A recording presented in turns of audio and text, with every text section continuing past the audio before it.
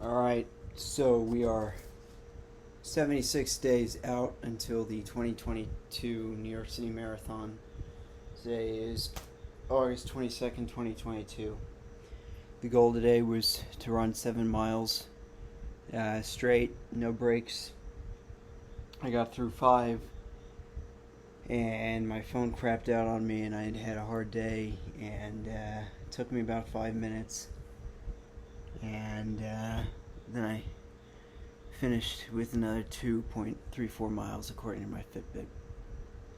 And it rained today, so I think it was cooler, but it was kind of muggy. It's one of those gross days where you could kind of see the humidity, like almost sizzling off the street. It's like a fog.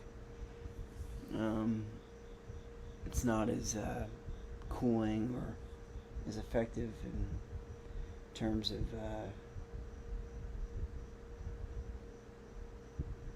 it's muggy. I mean, it's gross. It was a hard day. I'm not going to get into my job too much, other than the fact that I have a really good job, and I'm very grateful to have it.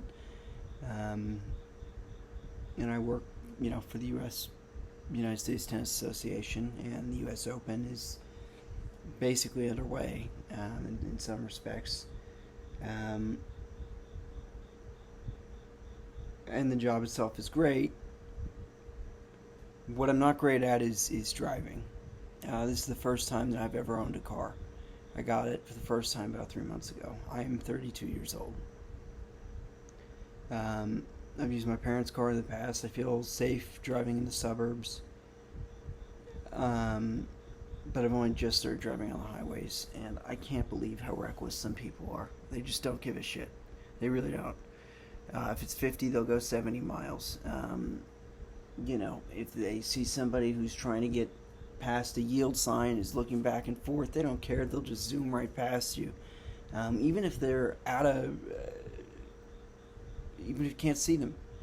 They're just like, hey, I'm going at a super fast speed. I don't care what the speed limit is. People don't realize that cars are like these 2,000 or 3,000, 4,000 pound weapons, especially when they're going that fast.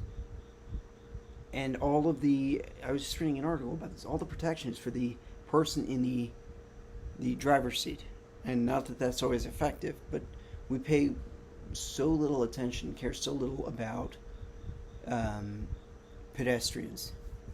I mean, 80% of any given road in the United States, roughly speaking, is dedicated to vehicles, to cars, not to people.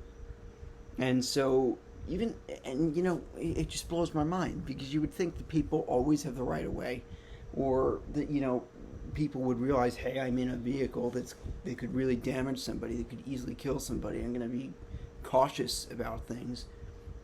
People just don't care. They just turn off their minds, turn up the radio. I see people playing with their smartphones. It's a really big source of frustration for me. To see other people do this, to see how careless they are, and then to recognize that I have to look up statistics on this in terms of the number of people injured, the number of people killed, the likelihood that a person's going to get involved in a car crash at some point in their lives, but either as a pedestrian or more likely as a driver. But the fact is, people die all the time because of this. We say that they're accidents. But there's so many things that are preventable if people just gave just a little bit more of a shit. And what's really scary is so I was running around, and I was doing a lot of thinking.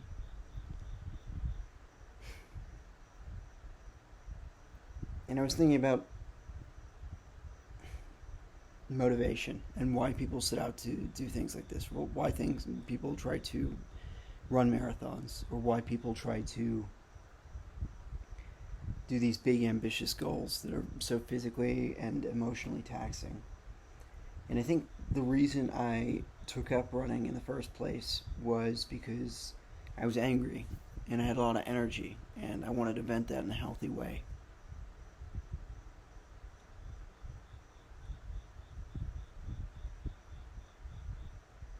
And at some point, I think I realized that the running itself, I wasn't running better because I was angry. I was running because I had to deal with my emotions and I had to sort through my thoughts. And then when I was done with my long run, then anger would have passed. I would have processed my thoughts and my body would have gone through whatever sort of release it needs. It would have literally sweat out the stress.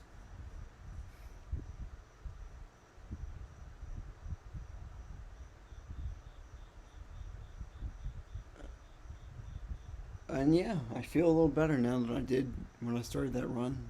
I'm very tired. I had a number in mind. I got to that number. It wasn't the way that I wanted to. Like I said, I ran 5 miles and I had to tack on like 2.5 more.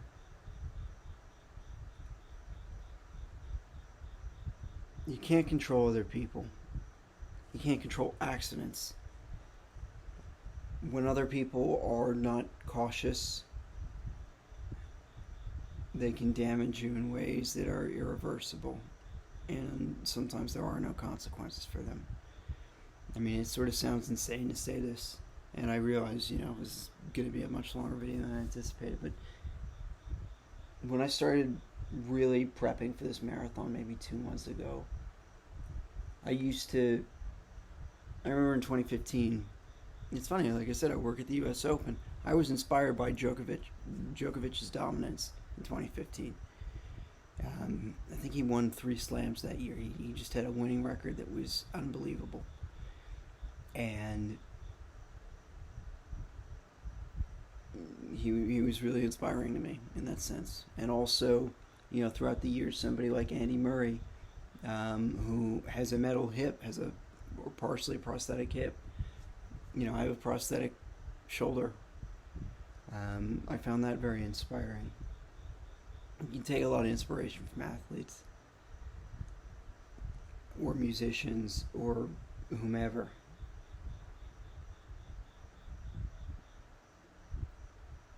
But the person I took inspiration from, when I started this marathon cycle was Anton Sugar. He was a fictional character from No Country for Old Men. And he's probably the most realistic sociopath ever, put on film. And he just goes about his day and he knows he needs to get something done, he gets it done. And it is gruesome and barbaric. He uses a cattle gun, he uses a shotgun with a silencer. Whatever intense, beyond the pale work he has to get done, he does it, he executes it. And there's no emotion involved, but there is a level of intensity to his actions. And I thought there was something really badass about that. I mean, there's a line in the movie where this guy, the ultimate badass. I don't think that running is particularly badass. I think it can be therapeutic, it can be very healthy, but that's not the point. The point is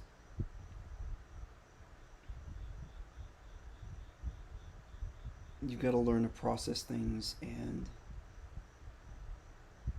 figure out how to move forward. And if anger is something that is part of you, or hatred, or aggression, then you've got to learn to use that to your advantage.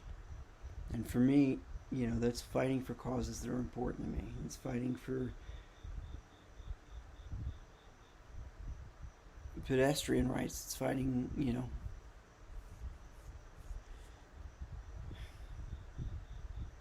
against these people who are harmed in these insane crashes that are clearly caused by the driver. It's fighting for people who are diagnosed with these brain tumors, and the causes are mysterious is the word that comes to mind, but I mean, I think that's the thing about your problems. If you can figure out why you're angry, if you can figure out what your issue is, whether you're angry that a loved one was diagnosed or succumbed to cancer, whether you're angry that you have been hit by a car, it's not the emotion that matters. It's how you apply that emotion and what you do with it. And I'd like to use these very intense emotions, this anger, this hatred that I have, these aggressive feelings, to be a better athlete, to be a better advocate,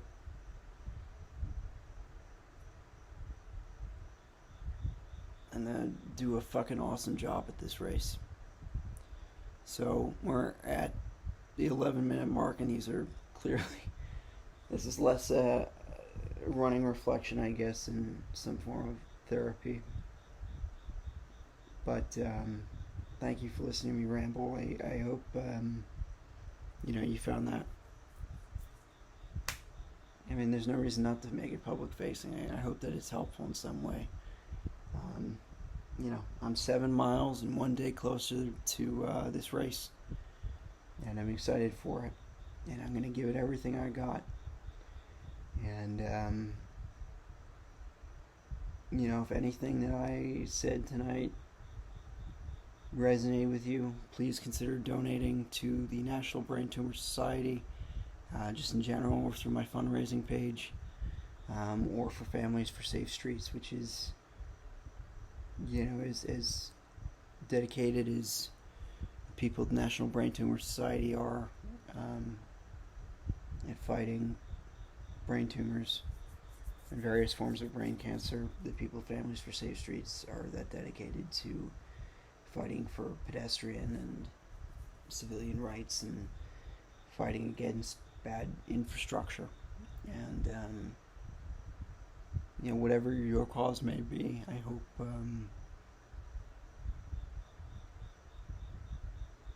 I hope that you succeed in improving the situation, and I hope that whatever it stirs up in you,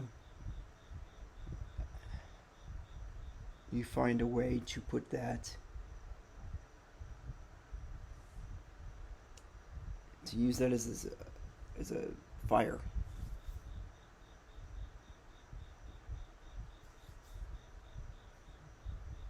To use it as something that ignites a spark within you and get you moving, get your blood pumping, get you committed to some form of action. Because I think that is the only real way that, anger is like fire to me. It's something that can it's a tool, but it's something that can very easily harm you. And it's only better than sadness, because sadness, you get withdrawn, you crumple up. Anger inspires you to go out and act. You just have to act properly. So, sorry for droning on. Tomorrow, I think the goal is just 3 miles, and then I'm going to try and aim for a long run. But I'm going to keep you updated with the schedule. And, yeah. All right. Thanks.